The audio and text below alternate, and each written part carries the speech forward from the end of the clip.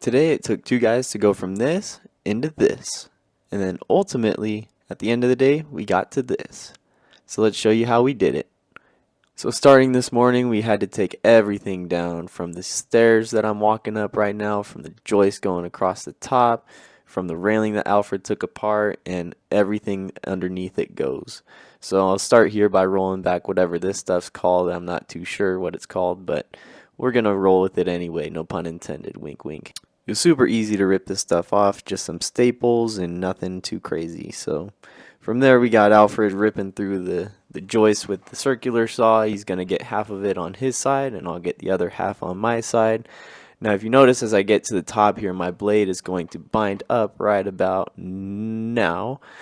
And that's because all the weight that weighs on the blade as you are finishing your cut. So once the beams are cut, you're going to pry it back and forth to pop them off of the joist hangers, and you just want to make sure that you got the even weight distribution so you don't drop it on your toes. Once everything's off the top of the deck, it's time to remove those deck boards. So there's a ton of screws in this guy, so me and Alfred went through and unscrewed them all in this time lapse that I recorded, and it was so easy once you unscrew them all because you just pop them off and cut them in half to make sure they fit in the trailer, because we got a pretty long trailer, but some of these boards were pretty long. It was really easy for us to pop these other boards off because they were only shot in with finish nails and some glue.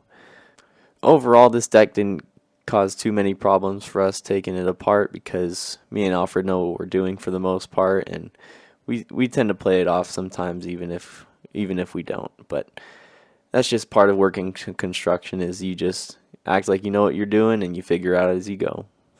Shortly after, I asked mi hermano if he knew who stole our deck, and he told me that he didn't know, but reluctantly I got some information out of him, and he fessed up, and it was his mom. From there, me and Alfred just went around the perimeter of this deck with our skill saw and cut out little sections to make it easier for us to demo this whole thing. And skill saws are fun because they can go horizontally, or if you're like me and you're fancy schmancy, you can flip it upside down and cut downwards facing towards you. And just a disclaimer, do not try this at home unless you are a trained professional like I am. And after we did all that cutting and bopping out, it's time for us to admire all of our beautiful work we did today.